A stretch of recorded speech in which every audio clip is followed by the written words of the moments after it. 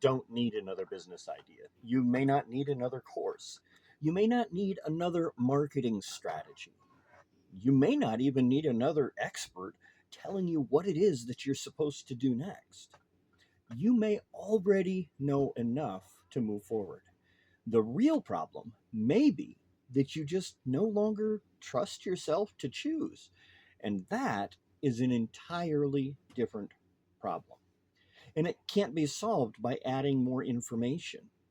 See, many Christian business owners are surrounded by more advice than they could ever apply. You open up social media, and one person will tell you that you have to post every day. Another one tells you posting every day will just burn out your audience.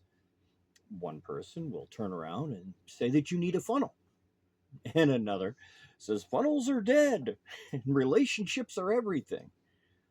One person might tell you to create a low priced offer and then move up the value ladder, where another one says low priced offers attract the wrong people. One expert says you need to use more AI, and another one says AI will make your message sound empty. So every option sounds reasonable in the moment. Every expert has proof, every method has success stories. And instead of becoming clearer, you become more confused. So let's talk about that for a second. If you begin your week with a plan, right? And then you hear a podcast that makes you question the plan. You see a post that introduces a better idea, and you ask yourself, should I use AI and get more help? And then you do, and then it gives you 10 more options than you were looking for. And by Wednesday, your priorities have completely shifted. By Friday, you've worked hard, but the work that you completed it no longer matches the goal that you set on Monday. You were active, you were busy, you were learning, you were moving forward, you thought, but you didn't actually create any momentum. This is what happens when too many outside voices are allowed to influence your direction. The problem is no longer a lack of knowledge.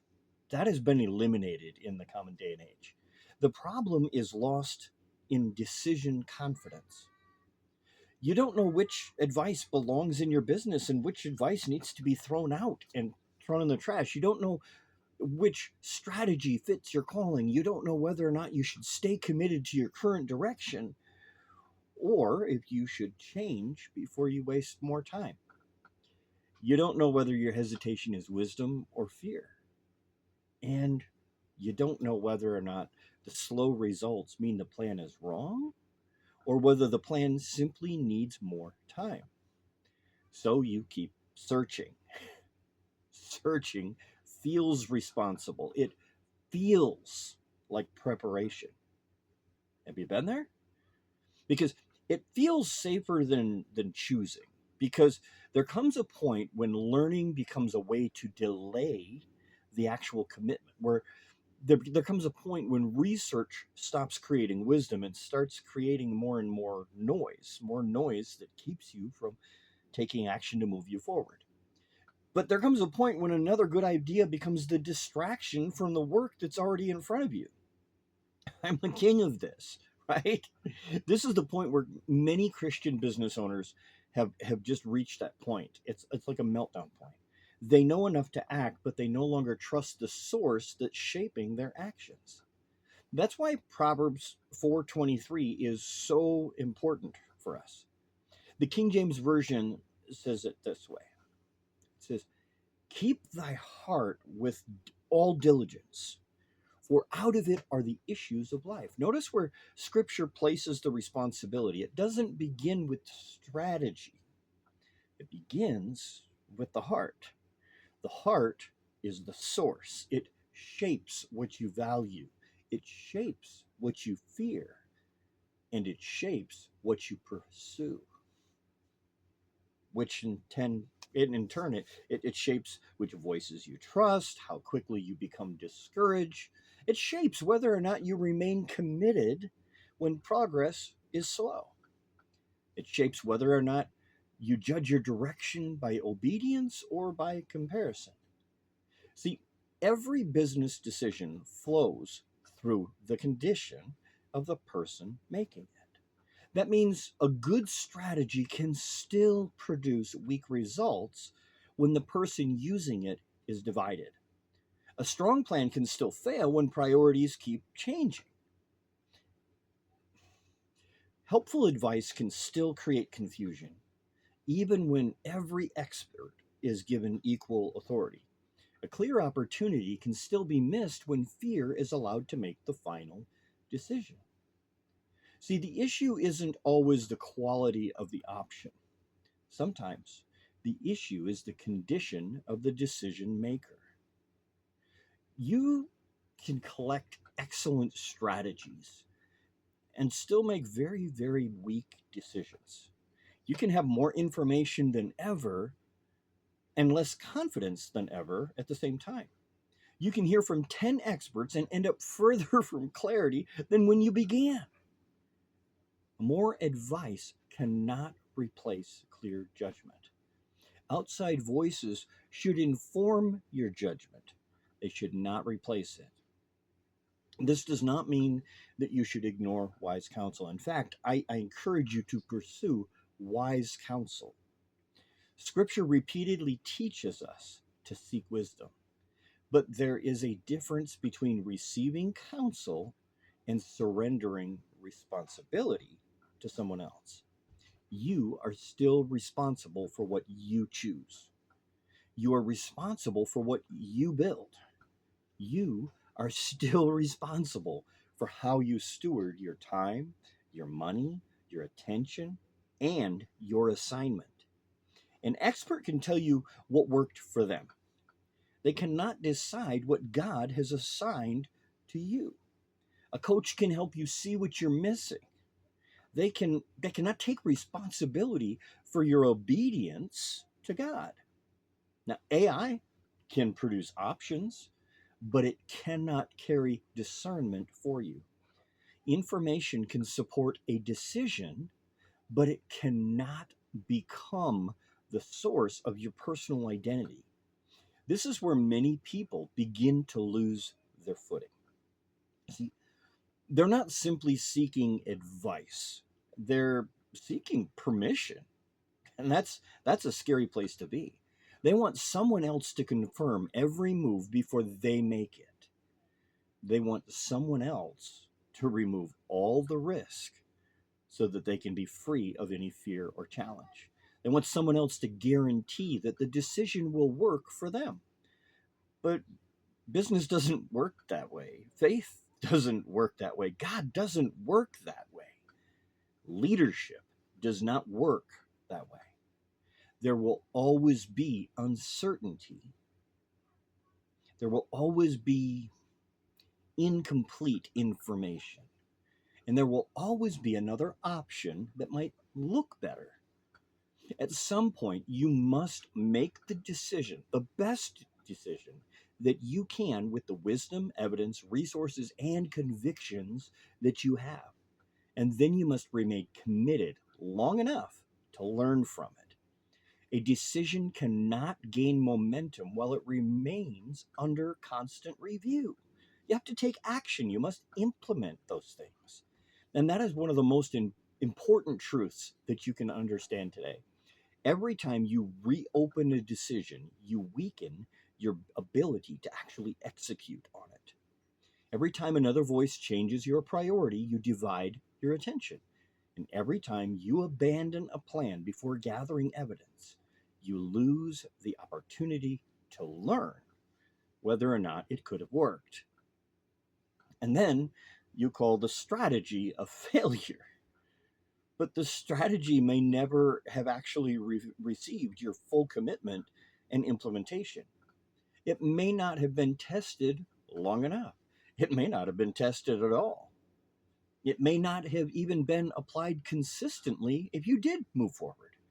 It may have been changed so many times that the market never had a chance to understand what it was that you were offering. Slow progress does not automatically prove that the decision was wrong. Sometimes it proves that the work is still developing. And sometimes it reveals weak execution, and that's all. Sometimes it reveals unclear priorities, and sometimes, just sometimes, it reveals that you chose a method that just doesn't fit your strengths. Sometimes it reveals fear or comparison, and sometimes it reveals that you're asking a strategy to solve a deeper internal problem in your heart. And this is why you need a reliable way to evaluate what's shaping your decisions. So, I want to give you a simple framework today. It's called the Voice Filter Commitment Framework. Okay, there are three parts, just three, so pay attention. One, identify the voice, apply the filter, and then make a commitment. So let's begin with the voice, okay? Not my voice, but the voice you hear. Before evaluating the strategy, identify the voice that's shaping the decision. You can do this by asking yourself, whose voice has the most influence over this choice? Is this decision being shaped by God's direction? Is it being shaped by fear or of falling behind? Is it being shaped by comparison? And is it being shaped by pressure from an expert? Maybe it's being shaped by frustration because you have slow results at this point, or even no results. Is it being shaped by the need for approval? A desire for quicker relief? The question matters because the same decision can come from very different sources. And you can create a new offer because you've identified a real need, or you can simply create a new offer because you're afraid that your current offer is not good. You could even be like me and you could change your offer or in your content because the evidence shows that your message is unclear, but you never gave it long enough to catch on. Or you can change your content because someone else's post received more attention and you want to try and mimic what they're doing, but they're not you. You can invest in a new tool because it solves a specific problem, or you can buy it because you're afraid that everyone else is moving faster than you. Do you see how these actions look the same, but the underlying source is massively different? And this is why guarding the heart actually matters. See, fear can sound like wisdom if you're not paying real close attention, that is. See, comparison can sound like ambition, and impatience can sound like urgency. Avoidance can sound like preparation. But the need for approval can sound like humility as well. You've got to be honest about the voice that's behind the decision if you're going to understand the underlying motivation of that decision. If fear is driving the choice, the strategy will often be rushed. If comparison is driving the choice, the strategy may not fit your business. And if frustration is driving the choice, you may abandon something before it even has time to work. And I've been there many a times. If approval is driving the choice, you may build what others admire instead of what you're called to steward. That's a dangerous place. So ask the question directly. What voice has the most influence over this decision today? And then bring that answer before God. Bring it before God.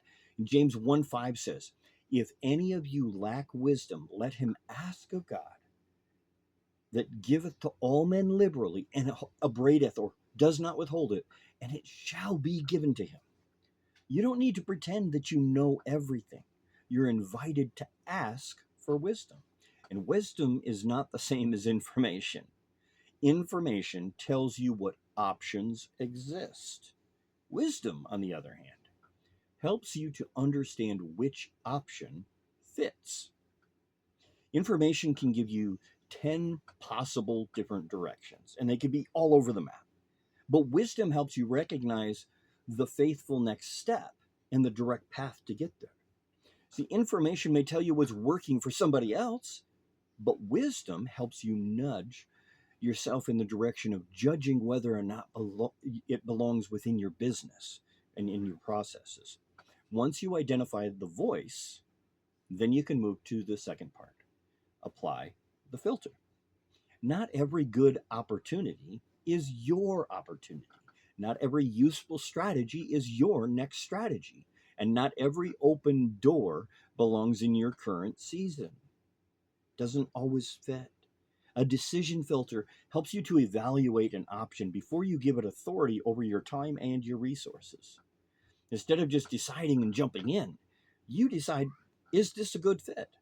Does this fit the assignment that God has given me? Does this use the strengths that God has placed within me? Does this support my current priorities? Does it fit the time and the resources that I actually have? Does it require me to compromise a biblical conviction? And does it solve the problem that I have clearly identified? Does it belong in this season? These questions reduce the power of attractive distractions. The idea can be excellent, but still be wrong for you right now. Strategy can be effective and still depend on strengths that you do not naturally use as well. An opportunity can be profitable and still pull you away from the work that you are meant to complete. And a platform can be growing and still not deserve your attention. Think about that for a second. Every useful option is not your next assignment. That truth can save you years of scattered efforts and hundreds of dollars.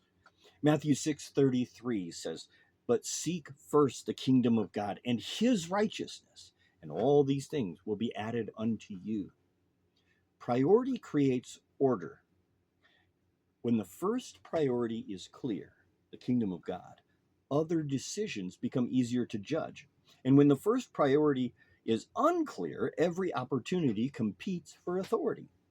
That's why confusion grows when everything feels equally important. You cannot build momentum when 5 priorities are fighting for first place. And you can't lead clearly when your direction changes with every new idea. You just can't. You can't judge a strategy fairly when it's constantly being interrupted by another strategy or another idea, another thought. You need to have the filter. Does this fit my assignment? Does it fit my strengths? Does it support my priorities? Does it match my capacity? Does it solve the actual problem? And does it belong now? A filter doesn't remove every uncertainty. It won't. There's nothing that's going to do that. It gives you a consistent way to judge that uncertainty. It stops you from allowing excitement, pressure, or even fear that wants to make you run back from making that decision for you. It helps you separate an attractive option from an aligned option. And it helps you say no without feeling that you've missed everything. It helps you realize that choosing one direction requires releasing other directions, right? It's not failure, that's focus. So the third part of the framework here is commitment. Once you have identified the voice and you've applied the filter, choose the fitting direction and remain with it long enough to gather the evidence. This is where many business owners struggle. They make a decision, they cut off all the other options, and then they reopen it every time results begin to slow down. They commit to content but change the message after 3 posts. They commit to an offer and then rebuild it before enough people have even seen it. And I have to admit, I've done that many times in the past. And then they choose a platform, but they leave before they understand how the platform itself works. They begin a relationship strategy, but abandon it because it doesn't produce an immediate sale. Blows my mind. Constant reconsideration weakens consistent execution. Your business cannot follow a direction if you keep reopening the planning phase. Commitment means deciding how long you will test the plan. It means defining what you will measure. It means you actually have to measure it. And then it means deciding what evidence would justify change, continuation, or scrapping it altogether. It means refusing to abandon a plan simply because another idea appeared. You do not need blind commitment. You need a measured commitment. There's a big difference between the two. Blind commitment ignores the evidence. Measured commitment, on the other hand, gives the strategy enough time and focused effort to produce evidence. And then you use that evidence. Set a testing period. Choose the actions that you're going to complete during that time frame. Define what success means. And then identify the numbers or the results that you will review. Then stop asking every day whether or not you should change direction. Just do the work. Let the decision breathe. Let the work develop. And then give the market a chance to respond. And let evidence replace anxiety. Confidence does not always come before action. Often, confidence grows because you made a clear decision and then followed it without abandoning that consistent action. You begin to trust yourself because you keep your word, and you kept your word to yourself. You begin to learn because you stayed with the plan. You see the patterns because you stopped changing everything all at once. You begin to understand what works because you finally created conditions that could be measured. This does not mean that every decision will succeed. Let's be real clear about that. Some strategies will fail. Some ideas will not produce the expected result. Some investments will teach you what not to do. But even a failed strategy can produce useful evidence when it's tested clearly. And what creates the greatest confusion is not always failure. It's changing so many things that you can't tell what caused the result. This is why commitment matters. It gives you a stable direction, it gives you a bench line, right? It gives your team something that they can follow, and it gives your audience, a message that they can understand. It gives your work time to mature, and it gives you evidence for your next decision. It helps you to apply filters. So you don't need every answer before choosing the next faithful step. You need enough wisdom to choose. You need enough clarity to commit, and enough humility to measure before abandoning. Enough courage to just adjust when the evidence is clear. So think about your own business right now, your own leadership, what you're trying to accomplish. How many times have you changed your priorities after listening to a new expert or a trusted friend? How many strategies have you started without fully testing out the last one? And how many decisions have you researched long after you had enough information to choose? Does every new business idea make your current plan feel incomplete?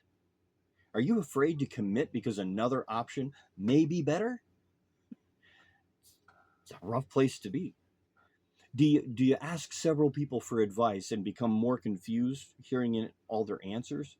And are you spending more time planning than actually completing the work that's already in front of you? Do you judge your direction by someone else's visible success? And do you need outside approval before trusting a decision that you've already prayed through? Do not rush past those questions. In fact, go back up the video, play them again, because your answers will reveal what might be shaping the very judgment that you're using and relying on. You may discover that your problem is not a lack of strategy. It may be that the fear is weakening your commitment. It may be that comparison is changing your priorities. And it may be that unclear identity is causing you to copy methods that do not fit. It may be that weak leadership is allowing every outside voice to become an authority over you. And it may be that the execution is suffering because, well, you never remain with one direction long enough to actually get some results that are measurable. It may be that your business is not lacking options, it's lacking a filter.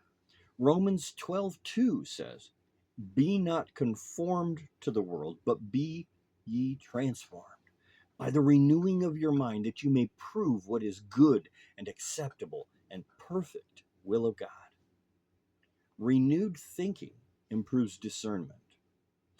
You must recognize where the world around you has trained you to believe that more is always better. More content, more platforms, more tools, more ideas, more offers, more speed, more visibility, more followers, more options, more optics, more automations. These don't always create better decisions.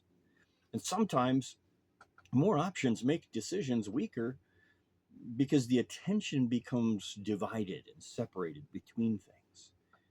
Renewing your mind means learning to judge differently when you have options. It means refusing to treat every trend as instruction, and it means refusing to let another person's success become proof that you're failing. It means refusing to confuse visibility with obedience.